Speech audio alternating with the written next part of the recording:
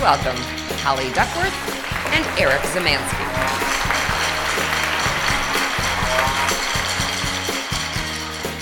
What is the customer looking for? Read their body language. Are they engaged in this conversation with you? And if they are, great. Keep talking. If not, maybe go back to qualification. Just say, I want to make sure, do I understand what you're looking for? Is this aligned with what you're looking for? It usually becomes pretty easy. If you've gotten this far and you're asking for the business, there's probably a lot of things going right. So just when you get to this point, whatever your close is, I'm like getting on a soapbox here. Please just ask for the business, but do it in a mindful way and be prepared for it to not go the way that you were expecting, but have the ability to maintain dignity. And again, that's where that mindfulness comes in. And actually, it becomes less stressful for you in that way. If you're expecting it to be awful, they're never going to pick me. I know my competitor's better and they're cheaper this week of the month. Guess what? Unless you ask, sometimes they wanted you anyways. And you've done a better job during the site visit. I was at the airport. I had a group downtown. We were going head to head. We, in my opinion, had the better room product. We were just renovated. They were going through like the worst possible delay of not renovating. And we met the clients and we had a great experience. We didn't go the next step and take them to dinner or sit down with them and have cocktails or just coffee in general. We were just sort of focused on, we have to get this done in an hour and that's all we got. We lost the business because we didn't have drinks with the client. I mean, you just don't know. Some of these things are, and you can say to the client, are you a party person? Do you want to go to the club or do you want to go to Starbucks and have your favorite latte? I mean, there's many different ways you can do this. But when you get this far, please at least ask for that business and just, again, be prepared that it may or may not go the way that you were anticipating. So with the trial close and the close step, we match that up to the mindfulness practice we call movement. Move your body, move your mind. Eric, that's a really great example with the hotel. We also do some on-site retreats.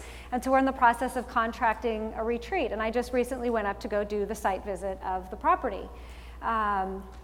They are actually the cheaper property. They have our dates, they fit.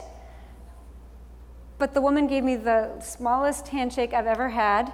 She brought me there on a day to see a meeting room that I couldn't get into. Oh, you mean you want to see sleeping rooms? She didn't have sleeping rooms ready for me to see. And just really all together wasn't fully mindful and present with me in the moment and my experience. And we're actually taking that retreat to a different venue that is more expensive because the service, as I said, was a little shifty. It just didn't feel like the right level of service. And if that woman had just taken that extra moment to really just be fully present, you can make mistakes all day long, but just take that moment to move your body, move your mind back into that alignment with that particular client. And these mindfulness practices will be things that you want to integrate into the process. Eric always talks about it, this movement and close step, that we may not be doing all of these always in the same order. So keeping in mind that natural flow of the sales process and that sale conversation and question. And sometimes it's simply moving your own body.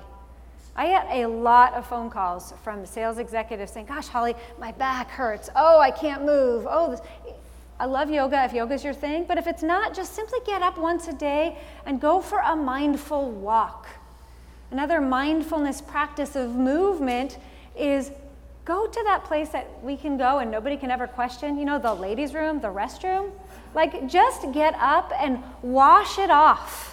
That stressful call Eric talked about, that one you didn't want to get. Move your body, move your mind. Go wash your hands and mentally see that stress going down the sink, letting it go. That is, you're moving multiple contracts through this mindful sales funnel. That idea of not only moving your client to the decision, but moving yourself to feeling better and more confident. Use that affirmation when you're moving yourself around, can help you to be a happier, healthy, and more peaceful sales professional.